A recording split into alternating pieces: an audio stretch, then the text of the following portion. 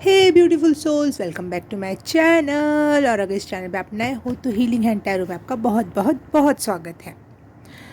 आज की रीडिंग होने वाली है पिछले टॉपिक से रिलेटेड। तो अगर आप चाहते हो कि आप वो रीडिंग देखो दोबारा, या फिर अभी तक आपने नहीं देखा है तो फिर भी आपको देखना ज़रूरी है, और नहीं देखना चाहते हो तो भी कोई दिक्कत नहीं है, क्योंकि वो रिलेटेड है। परंतु टॉपिक तो नया ही है। पिछला टॉपिक था नार्सिज्म के ऊपर, कि खुद को कैसे नार्सिस्टिक लोगों से बचाना चाहिए, कैसे प्रोटेक्ट करना है, इनिशियल स्टेजेस पे क्या करना चाहिए, आगे क्या करना चाहिए। ठीक है, तो इसी में एक और पार्ट निकल कर आता है जो इससे उसका बाय प्रोडक्ट है। गिल्ट, फियर, शेम, वर्दीलेस फील करना। ठीक है, तो एक मुझे फिनिक्स की एनर्जी दिखाई दी। हाँ, तो एक बार फिर से अपने आप को जीवंत करना, अपने ऑथेंटिक सेल्फ में आने का जो जर्नी होती है, वो उस टॉपिक पे मैं आज बात करने वाली हूँ। कि जब एक नार्सिस्टिक पर्सन से आप जुड़ते हो, चाहे आपका वो फर्स्ट फैमिली मेम्बर हो या सेकंड फैमिली मेम्बर हो या फिर कोई फ्रेंड हो या लव अफेयर इसके ऐसे किसी इंसान के साथ हो जाए, तो क्या करें।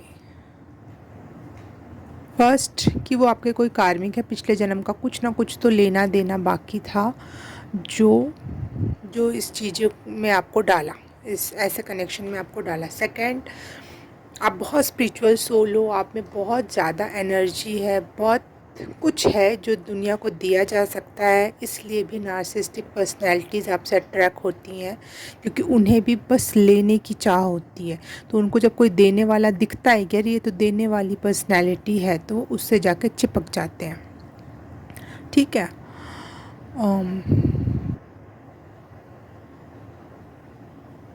सेंसिटिव, स्पिरिचुअल, काइंड, ऐसे लोग ना प्रोन होते हैं। जैसे कुछ नहीं बोलते, कुछ बीमारियां सेंसिटिव लोगों को लग जाते हैं जिसमें WBC कम होता है या फिर एंटीबायोटिक कम होता है, तो वो अपने आप ही वो प्रोन हो जाते हैं, मतलब उनका वो रास्ता खुला हुआ है कि आओ लगो बीमारी मुझे।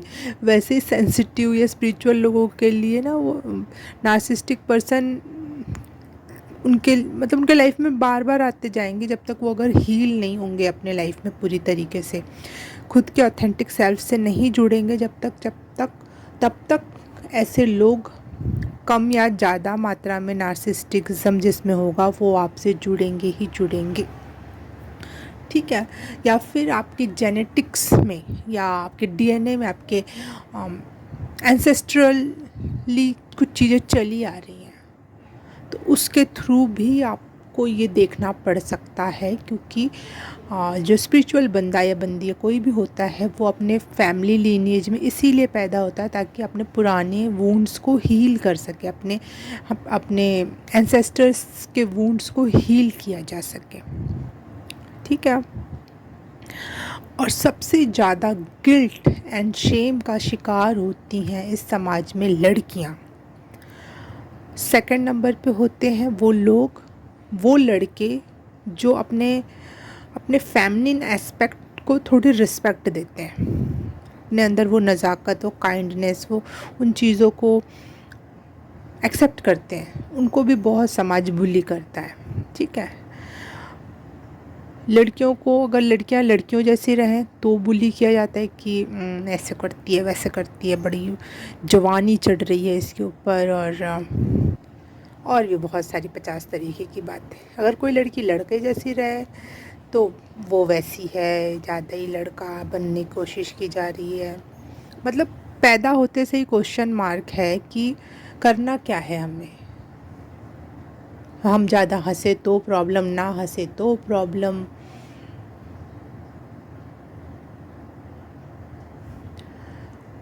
ज़्यादा अच्छे हो तो बोलेंगे कि आज she is asking for it या फिर गर्ल गर्ल नहीं है ये, मतलब गर्ल्स की गर्ल नहीं है ये लड़कों को रिझाने वाली लड़कियों में से। मतलब जो भी किया जाए उस पे कहीं ना कहीं वो क्वेश्चन मार्क आके खड़ा हो जाता है। मॉडर्न नहीं है तो गवार है, गवार है तो मतलब हर तरीके से जितना हो सकेगा उतने तरीके से उसे प्रताड़ित या परेशान किया जाता है। दूसरा, उसको उसको वही लड़कियों का ग्रुप भी प्रताड़ित करता है, क्योंकि वो अपने कभी कभी हम जब लड़कियां अपने ऑथेंटिक सेल्फ को एक्सेप्ट करती हैं, जो भी हमारा ऑथेंटिक सेल्फ है, हम प्रॉपर हर लड़की एक जैसी नहीं हो सकती। लड़कियों को एक ग्रुप में डाल देने से, औरतों को एक ग्रुप में डाल देने से एक जैसी नहीं हो जाएंगी। सब में अलग अलग पर्सनैलिटीज़ हैं, ठीक है। देवियों को भी हम पूजते हैं तो हम कितने सारे रूपों में पूजते हैं हम नहीं बता सकते। हर एक गांव की अपनी अपनी देवियाँ हैं, अपनी अपनी कुल देवियाँ हैं, उनके अलग अलग रूप हैं, स्वरूप हैं, उनको अलग अलग तरीके से एक्सप्लेन किया जाता है। तो जब देवियों को इतने प्रकार से पूजा जाता है, इतने प्रकार से जाना जाता है, तो फिर एक औरत जात को एक तरफ खड़ा करके ये बोला जाता है कि भैया लड़कियां तो ऐसी होती हैं और ऐसा होना चाहिए और ऐसा नहीं होना चाहिए। और हर जगह का नियम अलग अलग बदल जाता है। घाट घाट पे जैसे पानी बदलते हैं ना, वैसे नियम और कानून लड़कियों के लिए बदल जाते हैं। और कौन तय करता है? वहाँ के लोग, वहाँ के मर्द, सो कॉल्ड मर्द, ठीक है। अगर आप लड़की और ये वीडियो देख रहे हो और फिर भी रेजोनेट कर रहे हो, तो आपको भी कहीं ना कहीं किसी न किसी रूप में आपने इस चीज़ चैलेंजेस को देखा है कि ये जो पैट्रियार्कल सोसाइटी है वो उसने आपको भी परेशान किया हुआ है एक मर्द बनने के लिए। एक मर्द इन द बैड सेंस कह रही हूँ मैं, पुरुष नहीं कह रही हूँ, जो बेमतलब की मर्दानगी दिखाना चाहते हैं, अपना वर्चस्व दिखाना चाहते हैं, उनके बारे में मैं बात कर रही हूँ। जरा सा करके एहसान जताना, और लड़कियां पूरी के पूरे समाज का निर्माण कर रही हैं, उनको कोई एहसान, उनके लिए कोई ग्रेटिट्यूड नहीं है किसी के भी मन में। इवन लड़कियों के खुद के मन में भी कोई ग्रेटिट्यूड नहीं होता खुद को लेकर, क्योंकि यही कंस्ट्रक्ट किया जाता है माइंड में हमारे बचपन से, बेचारा बनना, ठीक है। और जब बेचारे बन के हम रोना गाना शुरू करते हैं तो लड़कियों को तो बस रोना ही आता है। चलो, मैं इस टॉपिक पे तो बहुत बोल सकती हूँ। आज मैं गिल्ट एंड शेम के बारे में बात कर रही हूँ, जो कि नार्सिज्म से कनेक्टेड है। उस वाले गिल्ट एंड शेम की बात कर रही हूँ मैं। वैसे तो ये जो समाज हो गया है पूरा का पूरा नार्सिस्टिक, मुझे समाज ही नार्सिस्टिक लगने लग गया है। कोई एक पर्सन, एक बंदा कोई नार्सिज्म में नहीं फंसा हुआ, पूरा का पूरा समाज जिसमें डेविल मस्कुलिनिटी को प्रेफरेंस दी जा रही है इस समय। तो इस पूरे समाज ने एक प्रकार का गिल्ट एंड फियर लड़कियों के मन में, या फिर जो भी अपने ऑथेंटिक सेल्फ में रहना चाहता है उसके मन में बो दिया है। तो उससे कैसे बचें? तो 3 डेटीज़ के मैं नाम लूँगी जो आपको इससे रिजॉल्व होने में, इससे बाहर निकलने में आपकी हेल्प कर सकते हैं। पहला, मैं कृष्ण भगवान का नाम लूँगी, जो एज अ सखा या ऐसे सखी आपकी हेल्प करते हैं। जैसे कि उन्होंने द्रौपदी की थी, जब भरी सभा में द्रौपदी का कपड़ा चीरहरण किया जा रहा था तो वही उनके हेल्प किए थे, उन्होंने उनकी हेल्प की थी। तो कृष्ण को बाल स्वरूप में ना पूजकर, कृष्ण को एज अ सखा के रूप में अगर आप उनको कनेक्ट करोगे तो आपका वो गिल्ट संभालेंगे भी, संवारेंगे भी, और आपके आत्मसम्मान के लिए लड़ेंगे भी, ठीक है। मुझे ऐसा, my personal opinion on that Mahabharata, कि कृष्ण और अर्जुन की कोई स्टोरी नहीं, कृष्ण के बाल स्वरूप की भी कोई इतनी महानता नहीं है। कृष्ण का सखा स्वरूप असली मैसेज देता है, ठीक है। वो सखा सिर्फ और सिर्फ मर्दों के नहीं थे, वो स्त्री जात के भी सखा थे। और वो बहुत रिस्पेक्ट करते थे। जहाँ लड़कियाँ बहुत रिस्पेक्ट और प्रेम पाती हैं without any vulgarity, without any गंदी निगाह, वो उनका बेस्ट फ्रेंड हो जाता है। इसीलिए वो रास लीला भी खेलते थे। कृष्णा के आसपास लड़कियाँ सेफ फील करती थी, सखी जैसा फील करती थी, प्रेम फील करती थी, इसीलिए वो उनके साथ रहना चाहती थी। ठीक है, तो आप जब कृष्ण से सखा वाला रोल मांगोगे, ऐसी देखो, गिल्ट, यहाँ पे मैं गिल्ट वो बात नहीं कर रही जो आपने गलती की और उसका गिल्ट है आपके अंदर, नहीं, जो आपने गलती नहीं की उसका गिल्ट है आपके अंदर। मैं उस गिल्ट की बात कर रही हूँ कि आपने, मतलब द्रौपदी का उदाहरण, उसने कोई गलती नहीं की थी, उसने सब सारे नियम कानून जैसा बोल रहे हैं वैसा कर रहे हैं, उसके बावजूद भी उसका चीरहरण हुआ, उसके बाद भी उसको ही गिल्ट आएगा अंदर। किसी और मर्द, वहाँ खड़े जितने मर्द थे ना, उनमें कोई गिल्ट नहीं पैदा हुआ। गिल्ट पैदा किया जाएगा द्रौपदी के अंदर, हाय सबके सामने तो उसके कपड़े उतर रहे थे। ये इस गिल्ट की बात कर रही हूँ। किसी लड़की का रेप होता है तो उस लड़की में गिल्ट आता है, उस आदमी में गिल्ट नहीं आता, जिस समाज ने उस चीज़ को देखा उसमें गिल्ट नहीं आता। तो मैं उस गिल्ट की बात कर रही हूँ, उस फियर की बात कर रही हूँ जो आपने की ही नहीं कभी। नार्सिस्टिक समाज या नार्सिस्टिक लोग यही करते हैं, जो आपने कभी नहीं किया, उल्टा उन्होंने किया, उसका भी गिल्ट वो आप में डाल देते हैं।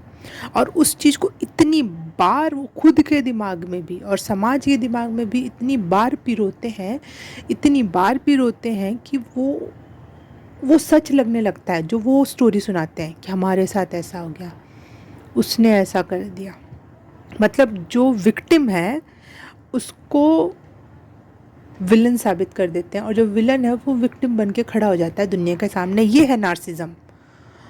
मैं इस नार्सिस्टिक बिहेवियर की बात कर रही हूँ। ऐसा ही हो गया है हमारा समाज, एक नार्सिस्टिक पर्सन की तरह, इल माइंडेड। सारे समाज को एक साइकाट्रिस्ट की ज़रूरत है, जो कि कृष्ण दे सकते हैं असली। जैसे अर्जुन को दिया था उन्होंने गीता का पाठ, गीता सुनाई थी, क्योंकि हर एक, देखो अर्जुन के भी दिमाग में ये बात नहीं थी कि मेरी पत्नी के साथ इतना गंदा और गलत काम हुआ है। उसके दिमाग में था वो मेरे चाचा, वो मेरे भतीजा, वो मेरा भाई, वो ये वो ना। तो समाज का जो दिमाग है ना, वो मर्दों के प्रति सेंसिटिव है, औरतों के प्रति चलेगा कोई बात नहीं है, तो होते रहता है ना, ये तो नॉर्मल सी बात है।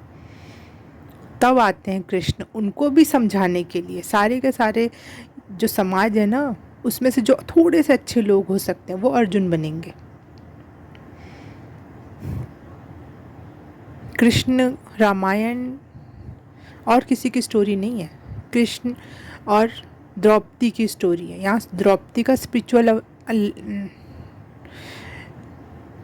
जर्नी स्टार्ट हो जाती है इसके बाद से, कृष्ण के साथ जुड़कर। वो शारीरिक रूप से नहीं मिलेंगे रोज़ रोज़, लेकिन मानसिक रूप से उनका विकास वहाँ से शुरू हो जाता है कि इस दुनिया में कोई नहीं, इतने बड़े राजा की रानी होने के बाद, इतने बड़े साम्राज्य की क्वीन होने के बाद, इतने 5 सबसे महान योद्धाओं की पत्नी होने के बाद, इतने महान लोग उनके ससुर और पूरा सबसे ज़्यादा प्रीस्टियस ख़ानदान था ना, वहाँ पे भी उनके साथ ये हुआ। तो उनको एहसास हुआ कि ये दुनिया क्षणभंगुर और यहाँ कोई अपना नहीं है सिर्फ कृष्ण के अलावा। ठीक है मेरे बच्चों। हाँ, तो एक कृष्ण है, एक डेटी जो आपकी हेल्प कर सकते हैं गिल्ट से उबारने में। दूसरी है माँ काली। माँ काली का जो फेस स्ट्रक्चर है, बड़ी बड़ी आंखें खोल के रखना और जीभ बाहर निकाल के रखना, ये जो फेस मुद्रा है ना, ये गिल्ट रिमूव करने में बहुत हेल्पफुल रहेगी। और ये मुद्रा ही, जैसे माँ काली भी कुछ भी उन्होंने कपड़े नहीं पहन रखे, समाज के जो भी नॉर्म्स हैं कि ऐसे चलना चाहिए, ऐसे उठना चाहिए, ऐसे कपड़े पहनने चाहिए, ऐसे बोलना चाहिए, लड़की को ऐसे दिखना चाहिए, उस समय बाल बांधने का ज़माना रहता था, बाल बांध के रखने चाहिए, गहने पहनने चाहिए, उन्होंने कुछ नहीं कर रखा। उल्टा गले गले काटे और गले ले तुम माला पहनने को बोलते हो ना, लो पहनती हूँ। अच्छा तुम चाहते हो कि मैं अपने नीचे का अंग छुपाऊँ, लो हाथ काट दिए सारे समाज, ये नार्सिसिस्टिक समाज के लोगों का काटा, पहना एक अच्छा सा स्कर्ट। लो गया ना गिल्ट मध्यम वो गर्त में।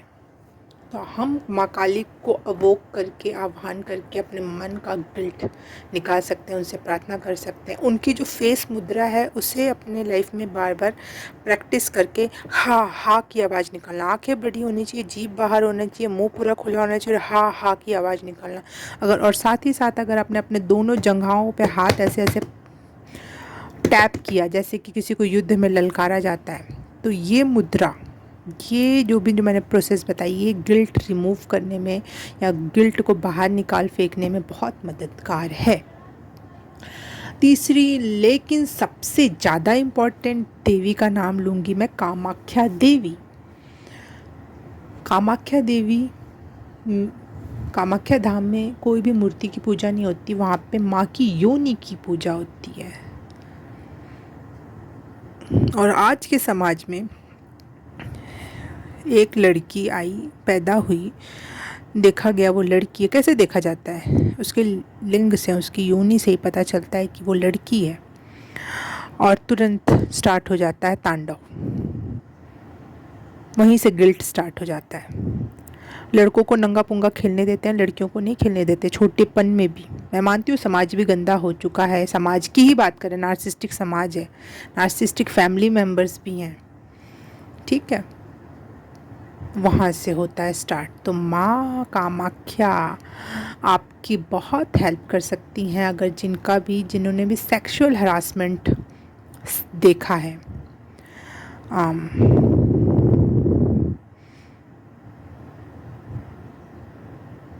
या फिर एक लड़की होने के नाते लड़कीपने का द्वेष सहा है, तो उनके लिए, उन सभी लोगों के लिए कामाख्या माँ बहुत बहुत बहुत हेल्पफुल होंगी। जय माँ कामाख्या, जय माँ काली, जय भगवान कृष्ण। मुझे भगवान कृष्ण की जगह माँ कृष्ण निकलता है मेरे मुंह से, पता नहीं क्यों। मुझे हनुमान जी के लिए भी माँ हनुमान जी निकलता है, पता नहीं क्यों, क्योंकि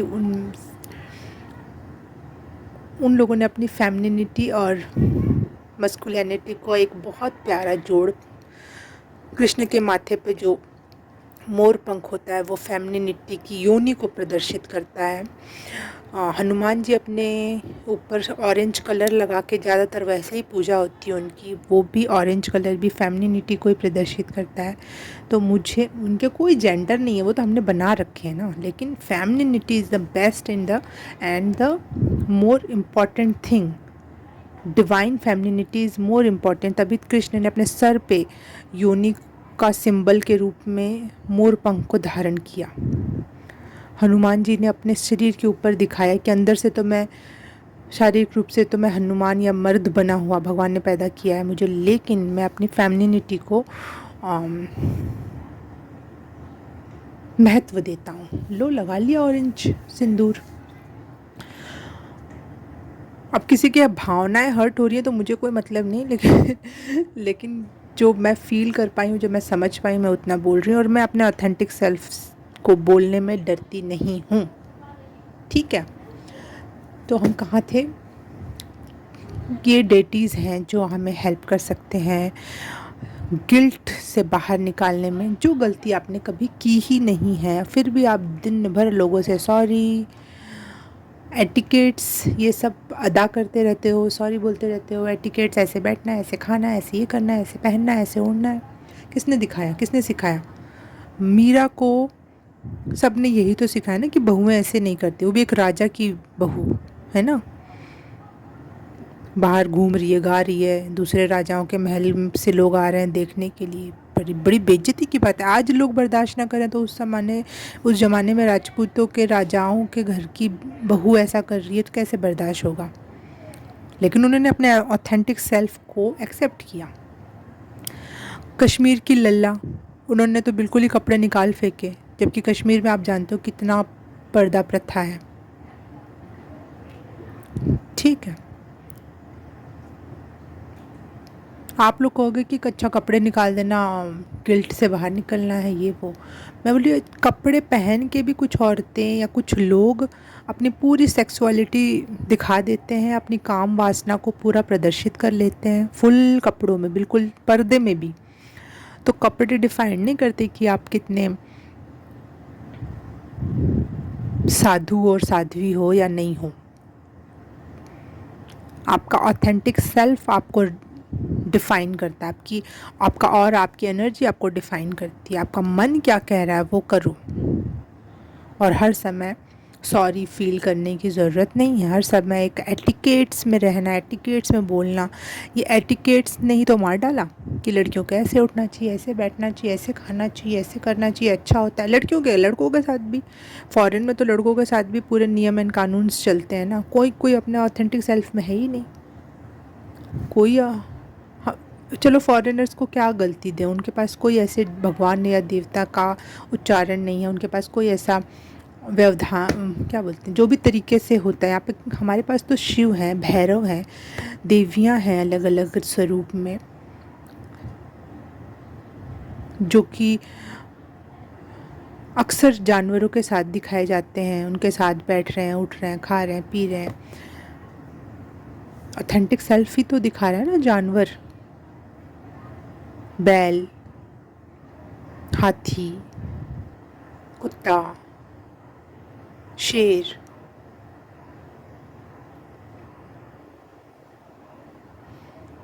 लोग काली कामाख्या से इतने डरते क्यों हैं कि तंत्र मंत्र है, ये है वो। कुछ तंत्र मंत्र नहीं है, वो अपने ऑथेंटिक सेल्फ में है, अपना बिल्कुल ऑथेंटिक। अब बोलो, अब क्या करोगे? अब उसके सामने तो जिसके अंदर चोर होगा वो ही भागेगा ना दूर। अरे बाप रे बाप, ये तो कुछ आ गया।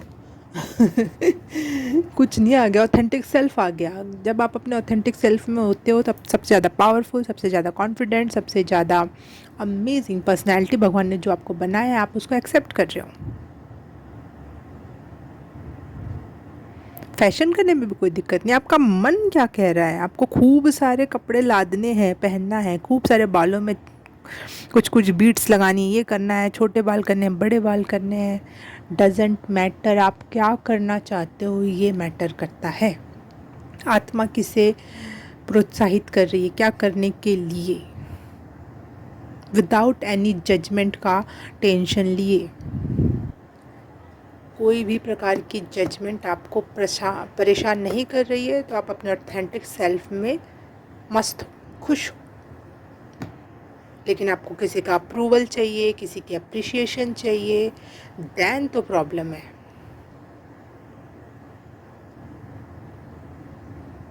लेकिन उसके पहले गिल्ट निकालना सबसे ज़्यादा ज़रूरी, क्योंकि गिल्ट ही है जो हमें ऐसे बोलता है, अब ऐसे चलो, अब ऐसे चलो, अब ऐसे करो। वो कंट्रोलिंग चिप है हमारे अंदर। दुनिया ने एक चिप बनाई जिससे कंट्रोल किया जा सकता है, वो हमारे दिमाग में डाल दी एज अ गिल्ट कि लो, अब मैं तुम्हारे आसपास नहीं भी रहूँगा, ये समाज, ये हमारे घर वाले, तो भी हमारी चिप हमारे अंदर लगी पड़ी हुई है कि चाह कर भी हम वैसा नहीं कर पाएंगे जैसा हम हैं। वो चिप निकाल के फेंकनी पड़ेगी, तोड़ना पड़ेगा, जलाना पड़ेगा, ताकि वो चिप कभी कोई और कहीं भी ना लगा सके। ठीक है, तो ये चिप जलाना, तोड़ना या ख़त्म करने का मतलब है आप अपने एंसेस्ट्रल हीलिंग भी करोगे इससे, कि अब आगे की जनरेशन में वो चिप नहीं लगेगी। ठीक है, और पिछले की जनरेशन भी आपके लिए ताली बजाएगी बैठ के कि हाँ हाँ, हमको भी फ्री कर दिया इसने, ये चिप हम में भी लगी थी, है ना। तो ये चिप निकाल के फेंकना ज़रूरी है। सामाजिक, धार्मिक, पारिवारिक, परिवार की इज्जत, ये हर तरीके की चिप्स निकालनी है ढूंढ ढूंढ कर, और सबको डिस्ट्रॉय करना है।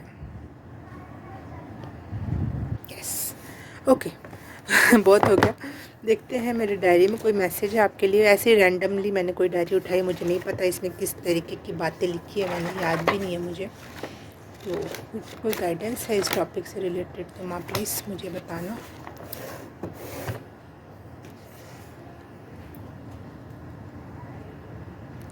ओह वाह, यहाँ पे एक अफर्मेशन मुझे दिखाई दिया।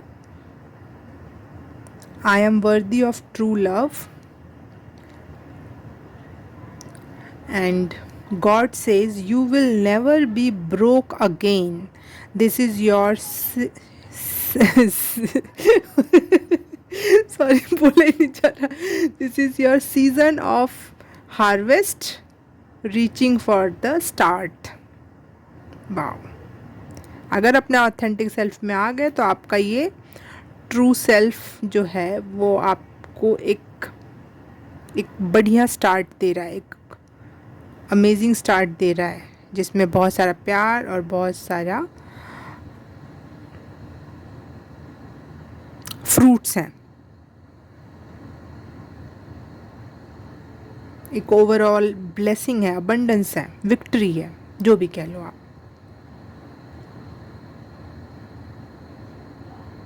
God is changing your story line. Yes, इसमें कोई अलग बात नहीं आई है. जब भी आप अपने ऑथेंटिक सेल्फ में आओगे, जब भी आपका पूरी तरह से गिल्ट रिमूव हो जाएगा, जब भी आपका फियर चला जाएगा, वो चिप टूट जाएगी. ठीक है, तो एक न्यू स्टार्ट तो बिल्कुल होगा. एक ऑथेंटिक लेवल पे जब हम जीते हैं तो यूनिवर्स आपको ब्लेस करता है बहुत सारे मार्गों से. तो please be fearless, be authentic. और एक वर्ड है जो इंग्लिश में है जो मैं ढंग से बोल नहीं पाती हूँ लेकिन उससे अच्छा शब्द मुझे हिंदी में नहीं मिलता है, तो मुझे वही टूटा फूटा बोलना पड़ेगा. अपोलोजेटिकली. हाँ, ये होना है. अब आपको बोल दिया मैंने. अब वो आप सर्च करो, गूगल गागल जो भी करना है. ठीक है, वो नहीं, ओरेकल कार्ड से देख लेते हैं, कुछ आपके लिए गाइडेंस है तो. जय मैया, जय माँ कामाख्या, जय माँ काली.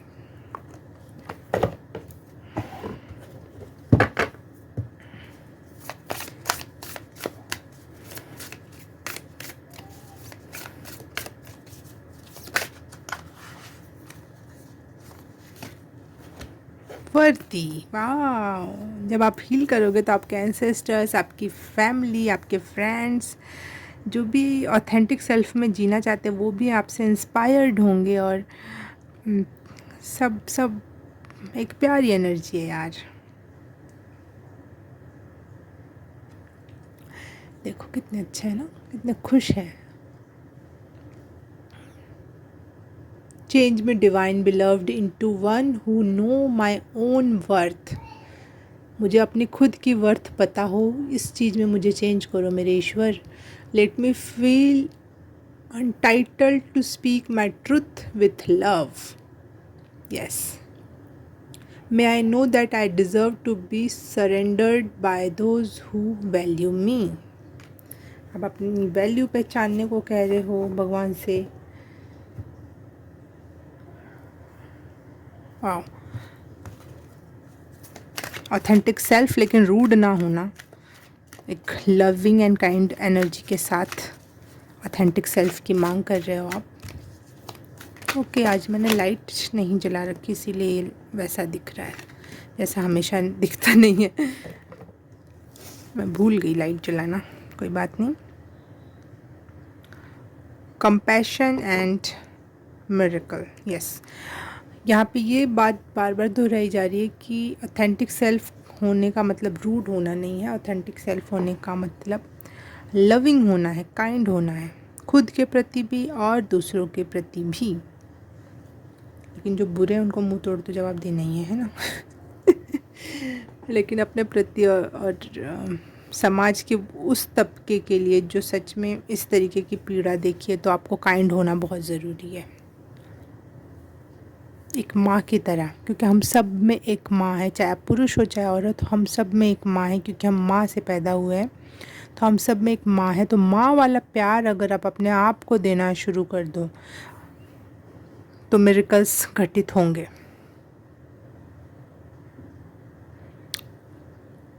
Release judgement about your self.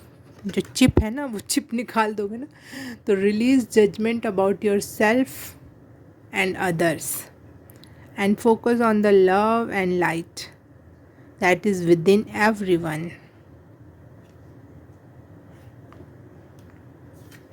Have faith that your prayers have been heard and are being answered.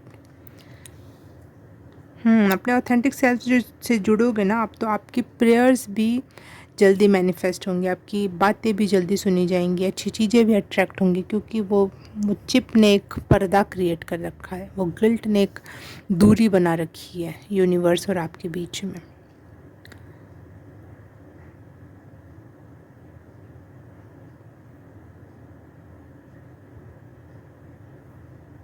Yes. हाँ, मुझे एक उदाहरण पता नहीं एकदम से आया दिमाग में. आप एक प्लास्टिक की पन्नी का, एक दिमाग नहीं, जीभ में आप एक बहुत पतली पन्नी अगर लगा लो और उसके बाद आप खाना खाओ, चाहे कितना भी अच्छा खाना खाओ, आपको उसका स्वाद नहीं पता चलेगा. क्या खा रहे हो, कैसे कर रहे हो, अपनी आँखें भी बंद कर लो, कुछ भी नहीं पता चलेगा आप क्या खा रहे हो, कैसा स्वाद है उसका, और उसका एंजॉय नहीं कर पाओगे, ले पाओगे आप. वैसा ही यूनिवर्स और आपके बीच में एक पन्नी का काम करती है ये गिल्ट. और ये नार्सिसिस्टिक समाज यही चाहता है कि आप वो कोई भी चीज़ एंजॉय ना करो जो यूनिवर्स आपको दे रहा है, जो हमारे पास खुद है वो भी हम एंजॉय ना करें. ये है नार्सिज्म. ठीक है, तो वो पन्नी हटाने का टाइम आ गया है. और ओके ये कार्ड अपने आप गिरा है. क्या कहना चाहती है माँ? Medicinal women, your channel for divine healing power. Wow,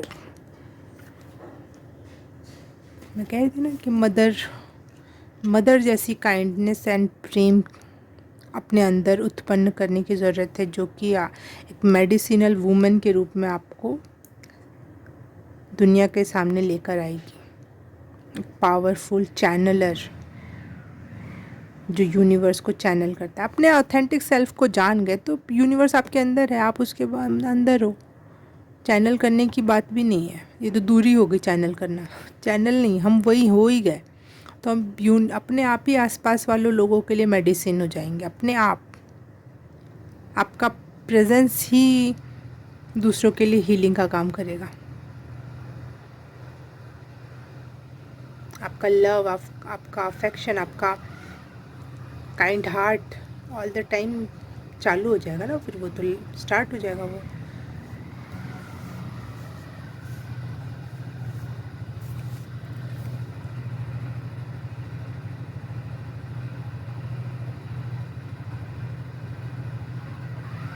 आप में अगर कोई प्रकार का क्रिएटिविटी है, पैशन है, जिसके बारे में पिछली रीडिंग में भी बोला था, वो आपको हेल्प कर सकती है आपके इस गिल्ट को बाहर निकालने में और अपने लाइफ में. एक वर्ड है वो याद नहीं आ रहा, आगे बढ़ने में. अपने आप की वैल्यू करना सीखने वाले हो आप. जैसे आपने अपना ऑथेंटिक सेल्फ को एक्सेप्ट किया, अपनी क्रिएटिविटी हो गई, अपना कोई पैशन हो गया, उसको आप वैल्यू, अपने टैलेंट्स को वैल्यू करने लगोगे. और जो नहीं भी है, अभी आपको लगता है ऐसा तो कुछ भी नहीं है मेरे अंदर, एक ही दो चीज़ें, जब आप अपने आप को वैल्यू करोगे तो अपने आप ही अनफोल्ड होंगी दूसरी चीज़ें भी, कि अपने आप में ये भी है, देखो आपके अंदर ये भी है, उसको भी वैल्यू करो, उसको भी. आप अपने अंदर के ना खजाने को खोज पाओगे जब आप अपने आप को वैल्यू करने लगोगे. तो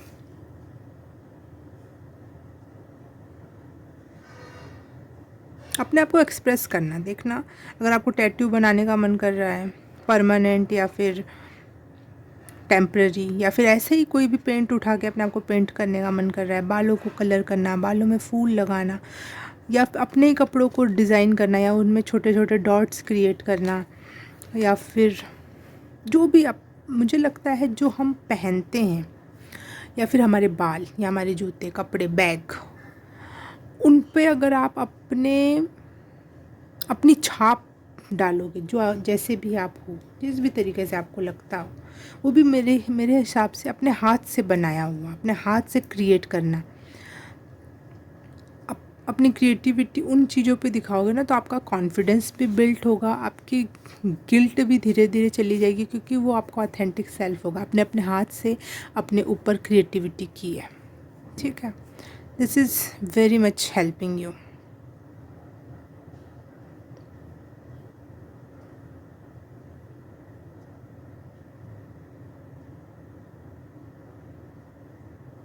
देखो, कामाख्या की बात की, काली की बात की, और मुझे वैसी एक इमेज सामने आई।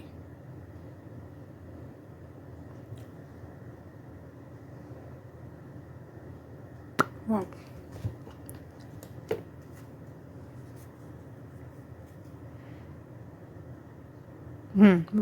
बाहर जब भी जाओ, गो आउटसाइड, तो आप अपने, जैसे इसने अपने सर के ऊपर फूलों की एक ताज बना लिया है, अपने माथे पे एक चंद्रमा जैसा टीका लगा लिया ऐसे,